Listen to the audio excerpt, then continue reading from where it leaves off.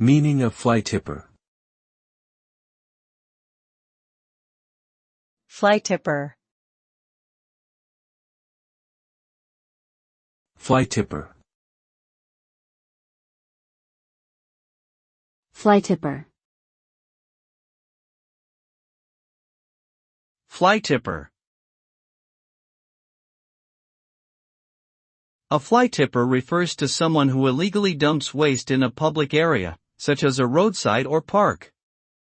This can include anything from household trash to hazardous materials.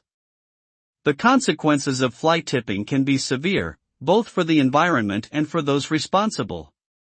Not only does it harm wildlife and pollute the land, it can result in significant fines and even criminal charges.